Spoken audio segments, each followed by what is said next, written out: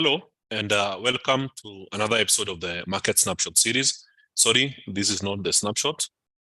This is the Market Pulse series. We will be looking at the 32nd episode of this series.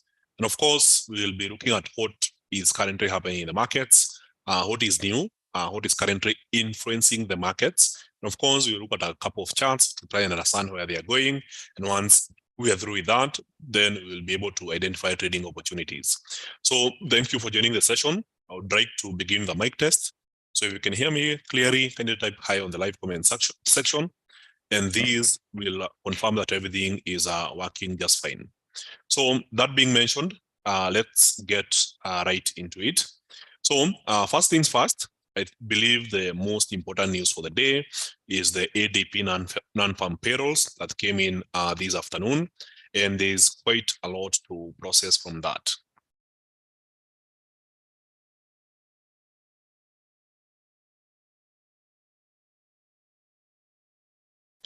So here it is, the ADP non-farm payrolls. I hope that everyone can be able to see this. So ADP is basically a private company, basically short for automatic data processing. So it's a research company that basically does private research on the US job market. And then it releases the data. And this is usually one day before officially the Department of Labor and Statistics in the US releases the non-farm payrolls. So today, we will be looking at the research that was published today. One key thing to notice is the headline here. Private employers added 497,000 jobs in June, and this is in the US. So this is clearly unprecedented. So if you look at the data and look at the history and what has been happening with this data, then you'd notice the big difference that happened. Sorry for that. So from the economic calendar, we can narrow down and see the big spike that happened. So during the COVID period, when the US implemented lockdowns, there was a very big drop in the number of jobs that was created in the US. So a lot of people lost their jobs. That's why the chart is looking like this. Then the following months, even more people lost jobs. And then there was some form of recovery happening that month after that. So I want to remove all this. And now we focus on the most recent months and look at the data we've been having. So while people are getting back to their jobs, what we saw is a very big rise in the number of new jobs created. So by June 2021, we had a very big rise. In this case, we saw like 1 million people coming back to their jobs. So this number was sustained until people are fully back at work. And now enter 2023, where jobs have been consistently low. So in 2022, I think the lowest that we saw with jobs was around 128,000 people who had joined the workforce. And now this number maintained this level. So we didn't have much happening around this area here. So a lot of low data across last year. And now in the last 3 months, you can see the ADP non-farm payrolls came in at 306,000 jobs. Then it later dropped to around 281,000 jobs. And now we have 497. So this was a big surprise in the markets. Compared that, in the previous month, it was around 267,000 jobs. We expected the labor market to slow down as a result of the rising interest rates. So we were expecting that the number of ADP non-farm jobs would come at 226K. So the big surprise today is that the number was way bigger and of course more than double the expectation, basically showing that the US created close to 500,000 jobs in the last 1 month. So this was a big surprise. And of course, if you look at the unemployment claims, they came in at 248K, which was very close to expectation. The expectation was 247K. So just 1,000 difference. And then in the previous reading, it was 236K. So what this means is that the biggest news of the week, which we are expecting tomorrow, which will be the US non-farm employment change, might also be having a big surprise for investors. So in the last reading, we saw US jobs grow by 339,000 jobs, and now you are expecting a slowdown to around 224,000 jobs. So seeing the ADP number, then you might expect a big surprise, and maybe for the NFP, we'll be looking at something above 300,000 jobs created in the month of June. So how is this important? How does this influence the markets? So the Fed, or the central bank of the US, we call it the Federal Reserve, or in short, the Fed, it normally does quite a number of jobs. The most important one is to maintain stable prices. So it will always be fighting high inflation, or even extremely low inflation. So the Fed has a target to hold inflation at a stable rate of around 2%. So currently, the US inflation is 4%, which is 2% higher than the target. And this is after the Fed has been hiking interest rates at the fastest rates ever. So from March last year, the Fed hiked interest rates from a range of between 0 and 0.25%, the current level, which is between 5 and 5.25%. So this was the fastest rate hike ever. And this was done to address the problem of rising inflation, which was caused by the overall money printing that happened during the COVID period. So as of June last year, inflation had peaked at around 9.1%. And since then, we have had 10 consecutive drops. So in 10 consecutive months, what we have been seeing is inflation dropping month by month. And from 9.1%, we have managed to see a number of 4.0%. So there's still more room to drop this inflation back towards the 2% target. And that's why the Fed members, especially the Fed Chair Jerome Powell, has been insisting that there is still more work to do, which implies that we could be seeing some 2 more rate hikes before the end of the year, which would eventually push US interest rates to around 5.75%. So what is the effect of these high interest rates? So whenever there is a high interest rates, bonds tend to yield more. We have already seen this happening in Kenya. So with the central bank continuously raising interest rates to a low of 7% during COVID to the current level, which is 10.5%, then the Kenyan bonds, or the CBK bonds, have been yielding even higher. And with these higher yields, it basically means one thing, that a lot more investors are willing to basically park their money with bonds, knowing that at the end of the year, they will be earning somewhere between 13 and 14%, which has been the current yield with the Kenyan bonds. So the same case happens with the US. Bonds basically moved to a yield of close to 0%, to the current level of about 5%. So this is incentivizing a lot of investment banks, pension funds, and big money players to push or to basically dump their money in bonds. So the newly issued bonds are basically yielding quite an attractive return. So you find that a lot of investors, as well as depositors in banks, are moving their money to bonds or money market funds. So money market funds are basically an intermediary that will eventually invest in bonds. So as a result, we are seeing a very high demand for these asset classes. And when people largely move their money to these bonds, the overall effect is that there is less money that is available in the economy, which basically makes the currency scarce. So when the currency becomes scarce, then it begins gaining value against other currencies. So for the US dollar, it has become very scarce, and that's why we are seeing the dollar being extremely strong against the Kenya shilling. So it's not just the Kenya shilling, the dollar is also very strong against all other currencies. So when we see a lot of Americans parking their money in money market funds, bonds, then it basically means one thing. We are seeing a very scarce dollar, and this may explain why the dollar index has remained relatively strong against other currencies. So as a Forex trader, you want to know the direction that the dollar will take, and you want to consider the factors that influence this. So why is the job market important? So the job market basically denotes the number of people that are currently working in the US economy. So once you understand this measurement, you also look at the wage growth. So if there is a very strong economy and companies are operating at full scale, then you realize that these companies will be hiring more and more people to expand their production. So as the economy grows, there's more jobs being created, which is a mandate of the central bank to make sure that there is a full employment. But then with the current policies we have been having, where the Fed has been tightening policy, then it's very important that we understand that the jobs market is basically moving contrary to what the Fed is looking to achieve. So with full employment, it means that a lot of people are working, so they have money in their pockets to spend on goods and services. So when generally in an economy, more people have more money in their pockets, then this money will end up somewhere.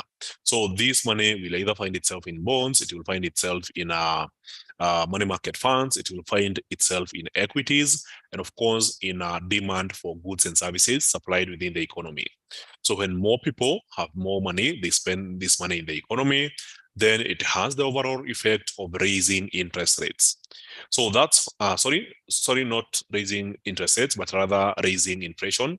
So when more people have more money, then prices tend to go up. And this is the current problem that the Fed is trying to achieve. So as long as the job market remains tight, and by tight, I mean that there's more employers looking for employees than there's employees available to take on those jobs. So as a result, in a bid or in a competition to try and retain talent or acquire talent, you find that companies are offering even more lucrative packages, which basically implies paying higher.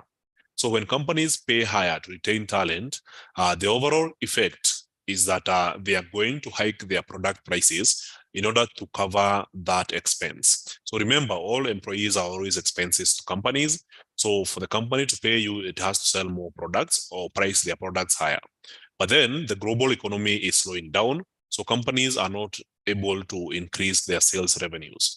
So when the global economy is slowing down, there's less demand. So they're not able to sell products the way they were doing in 2020, 2021, 2022. They are selling even less. So in this case, in order for them to compensate for the higher wages they are paying their employees, then they have to go ahead and hike their product prices. So this becomes a cycle where they hike their products to get more money. And once they get more money, they pay this money to employees. So when employees realize that product prices have gone up, then they'll go back to their employers, complain that product prices have gone up, inflation is higher, and then the companies will pay the employees even higher and then reprice their products even higher. And now it becomes a wage price spiral. So this is what the Fed is trying to avoid. It's trying to make sure that this doesn't happen. That's why it has been hiking interest rates at the fastest pace ever. So now that we understand this, we know that if there's a very strong job report, it basically means that the Fed will be looking to fight this even harder. And as a result, it may go for a very strong rate hike. So that explains the events of today. So when you see the ADP non-farm payrolls coming in stronger than expected, then the overall outcome that we saw with the dollar index, which was pretty weak at the beginning of the day, it made a very strong and surprise reversal. So you can see the big green candlestick here, and the market kept going up all the way up before it pulled back downwards. So this implies a very strong dollar in the market, currently at 102.882. And whenever we have a strong dollar, then it basically means that there is more trading opportunities by pairing it with much weaker currencies. So if you look at gold prices and how they had performed, so in the early morning trading, gold was pretty much bullish. So it was clearly going up. So in the morning session, I had speculated that this price would go down, but I did not price in a potential where the market would jump up fast before dropping down. So when the ADP non-farm payrolls were red, there was a big spike in gold downwards, basically implying that gold is moving down even lower as a result of the strong dollar. So at the same time, if the Fed keeps on tightening policy, which basically implies hiking interest rates higher, then there's the overall effect that we will be expecting in the stock market. So the first thing that we will be seeing is that with higher interest rates, people will not be incentivized to spend more on the economy, but rather they will be incentivized to save more. So they will be incentivized to put more money in those money market funds, in those bonds, and as a result, they will be having an expectation to make some money at the end of the year. So with less spending happening in the economy, then it means that the companies will not be able to sell as much products as possible, which basically implies a weaker stock market. So as a result of the news that we saw this afternoon, there was a big drop in US equity indices. So for the Nasdaq, which has been the strongest index for the year, there was a big spike downwards to the support level of 14,974 before the market made a reversal. And of course, for US 500 or the S&P 500, there was a big drop all the way down before the reversal over the last 2 hours. And of course, for the Dow Jones index, which has been the weakest this year, there was a big sell-off the entire day. And now we are seeing some form of reversal. Maybe it's a profit taking, but the chart is very clear that the entire story for this week has been a very bearish momentum for the Dow Jones, very bearish momentum for the S&P 500, and of course, slightly bearish momentum for the Nasdaq 100 index. So we will be expecting some further price action going forward, especially after the NFP numbers tomorrow. So once you get the non-farm payrolls data, if it comes in stronger than expected, then we could be seeing these indices continue to trace back downwards. However, if there's a very weak non-farm payrolls report tomorrow, then I'll be expecting these indices to be making a full recovery. So on the other hand, if you look at Brent oil prices, they are currently testing a very strong resistance level. So on the 4-hour chart, you can see this trend line here, indicating the area around which markets have been finding resistance and are going back downwards. So every time this chart has gotten to this level, it has stayed back downwards. So in today's price action, we expected some further drop. So you are looking for signs that the market is weak. Eventually, the signs appeared and the market dropped all the way back down to yesterday's low and then made a recovery. So what I'm seeing here is some form of a retest. The market retesting this trend line again before we get an idea whether we'll be having a continuation even higher, or if the market just gets to the trend line and then continues back downwards. So chances are we will be seeing some further downside momentum in Brent oil prices. And if this happens, then it may make sense to look for a potential trading opportunity here. So of course, the entire chart is data dependent, and the data that we'll be looking at is nothing of fundamentals, but rather what the price action is showing us. So we want to observe the data, see the open, high, low, and close for the current hour, the next hour, to get an idea of whether this momentum will persist or whether it has weakened and there's a good chance to go back downwards. So that's it for the major indices and oil as well as gold. But then if you look at the major currency pairs, I remember mentioning this morning that we'll be expecting the USD JPY to trade all the way up towards the previous trend line. And of course, I was projecting a price action level of about 144.691. So what happened was that there was some further selling around midday before the price shot up and then continued all the way up. Didn't quite get to the target of 144.69, but made a very nice move as projected, got all the way up before putting back downwards. And now it seems like if we ignore this area here that happened early this morning, it's more or less like the market is back towards the same consolidation. We are back in this particular channel here, and we will be looking to trade within this as we approach the non-farm payrolls tomorrow. So of course, for the USD card, we had a flag here and then another leg up, a pullback and a continuation. So early this morning, I had projected that we will be looking at a price continuing to accelerate towards our target of 1.33562. And it seems that we already achieved that target, which was the top of the pattern. And of course, these are the resistance here. So we will be observing this price level to see if there's a signs of continuation happening. So from the 4-hour chart, it's basically a retracement and pull back to retest this area here. So if I zoom out, you will notice that there is this support level that was holding on quite well, so that the market broke this area here. Now we are seeing the market pulling back to retest the area, and now we'll be observing the price action to see if there's a more momentum upwards or if the momentum ends here and the market pulls back. So for Euro USD, it's the same case. The Euro USD was trading in a diamond, managed to break towards the lower side here, and then went back to the upper trend line. And we have been consistently retesting this trend line so far. So we had another retest early today before the market dropped all the way back to support.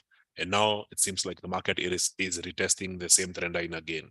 So in this case, I would be changing my trend line here and now readjusting.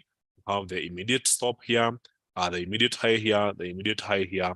And now I observe the interaction of price with this trend line to see if we can squeeze in some more shorts. But then if there's a break, then we trade upwards. So if you look at pound USD, it's a similar thing. So the market was trading in this channel, broke towards the upper side, traded sideways. So I remember early this morning talking about this pattern. So for those who are very new to this session, you should know that when I am talking about the morning, we have what we call the market snapshot series, happens every morning at 11 a.m. So that's when I was discussing this. So we were expecting to trade a breakout here. So the breakout presented itself somewhere around midday. There was a good rally up before the market pulled back downwards during the news as a result of the strong dollar. And now we are seeing the market bouncing from the same trend line. So these old or past trend lines tend to hold on very well. So in this case, when the market was going down, this was a nice target, bounced and went all the way back up. And now a key and very important trend line is being tested here. So we will be observing the price action around this area.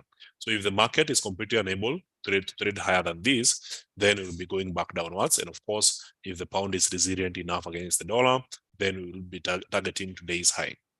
So for the UK 100 or the FTSE 100 index, we've had a very nice breakout downwards. So the price was trading back down early in the morning, managed to break this support, managed to break this other support, and all we have been seeing is a big sell-off happening here. So it's a similar story for other European equity indices. So I remember analyzing this last week, where the market has had found 4 tops here that were clearly on the same level around 4,412. So the market was unable to break that level. So since getting to this top, all we have been seeing is basically a big sell-off happening here. So I am expecting a similar price action coming in from Brent oil. So if Brent oil is unable to break here, if you go to the 4-hour chart and you check this particular trend line here, then the idea is to trade it the same way that we traded the EU 500. So we could be expecting something similar to this, and then the market makes a big sell-off all the way back towards the lower trend line. So be on the lookout for a potential entry in the UK oil or Brent oil prices. And so far, it seems to be playing on very well. So if this candlestick was to close like this, the current candlestick on the 1-hour chart, then it would present a very nice opportunity to go for a short position on Brent oil. So as we proceed, if you have any questions, feel free to type them and I'll be responding to those questions right away. So, hey, Malombe, hi, Kevin, Edward, and Derek. There is an account titled Crowd7. Hi, Lemuel and Samuel. Please illustrate break and retest. Break and retest is quite normal. You will find it many times on your charts. So it's usually very simple. So I'll try and illustrate it as quickly as possible. So let's say this is your chart. That's your price. And on this other end, let's say this is time. So you will notice that sometimes the markets will be in a consolidation. So let's say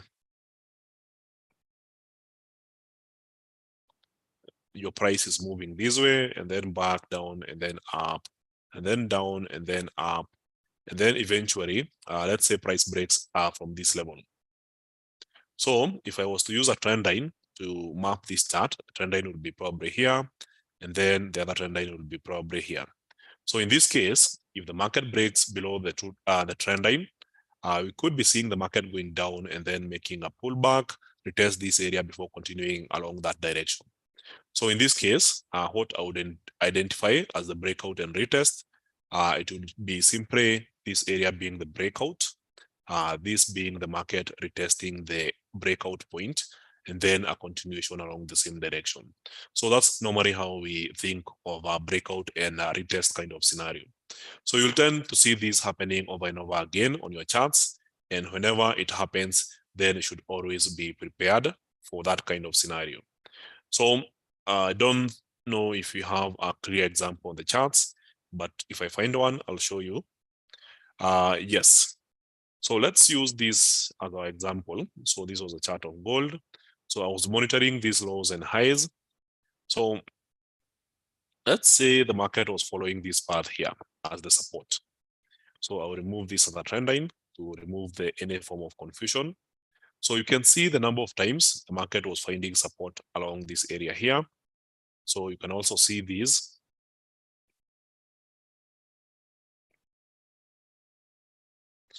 Then you can also see this area where the market was unable to break the level. And of course, we have this. And this happened yesterday. So eventually the market broke that trend line. So the breakout happened here. So this is when the market eventually broke out of that trend line. So after breaking out, you can see the market going back to retest the area. So it doesn't have to be a specific price. So the retest basically happened here. Sorry for that. So market retests that area, doesn't quite form a higher high, and then immediately after that, it continues along the direction of the break. So you will notice these kind of formations happening in your charts, and you should always be prepared. So when it happens, sometimes it presents a very nice trading opportunity that you can always cash in. So going into next week, there's quite a number of things we'll be expecting. So I've already mentioned that tomorrow there will be the non-farm payrolls in the US, but at the same time, there will be a jobs report coming from Canada. So they'll be released both at the same time at 3:30 p.m. So into next week, let's take a sneak peek of the economic calendar to see what kind of events we'll be expecting. So first things first, Sunday, before the market opens, there will be a speech from Bank of England Governor Bailey. So we open up the week with news coming from Japan, bank lending year over year in the current account. Then Chinese inflation data, that is the consumer price index as well as the producer price index at 4:30 a.m. And then another speech from Bank of England Governor Bailey. So on Tuesday, UK jobs data will be coming in. We basically call it the claimant count change. Then on Wednesday, we get interest rate data coming from New Zealand. So currently, the interest rates are currently at 5.5%. So we could be seeing some further rate hikes coming in as a surprise. So we'll get the RBNZ rate statement. That's the Reserve Bank of New Zealand. And of course, a speech from Reserve Bank of Australia, Governor Lowy. So seems like the Bank of England governor will be talking a lot. So he'll be having a third speech in a week. And then inflation data coming from the US. So as I mentioned, inflation is currently at 4.0%. So we'll be following this data closely, and of course the core CPI. Then we get interest rate data coming from Canada. So this is also expected to be quite volatile for Canadian dollar traders. And of course, Bank of Canada press conference. Then on Thursday, we get GDP data coming in from the UK. Before we look at the producer price index for the US later in the afternoon at 3:30 p.m. Then on Friday, we look at the University of Michigan consumer sentiment survey, as well as the inflation expectation survey. So it seems like a fully packed week with the key highlights being producer price index and CPI for the US, GDP for the UK, interest rates from Canada, and of course, the interest rates from New Zealand. So get ready, get prepared. Let's participate in the markets tomorrow. Let's look for trading opportunities, and hopefully everyone will be able to make some cash for themselves. So at the same time, always remember that these sessions are purely educational. They are not a suggestion, neither are they investment advice. So always do your own due diligence, and of course, practice proper risk management. So just because there's a non-farm payrolls and there's a certain level of expectation in the market doesn't mean that you go overboard and take bigger risks than you would otherwise take. So make sure that you protect your capital at all costs. And at the same time, I would like to announce that we just released another episode of the Bullish Banter podcast. So if you've been following the podcast, make sure to check it out on your favorite platforms. You can search Bullish Banter on our podcast, on Spotify, on Google Podcast, Apple Podcast. You can check it out on TuneIn, and of course, you can check it out right here on YouTube. So that's it for the day. Thank you very much, guys, and I hope to see you on the next session.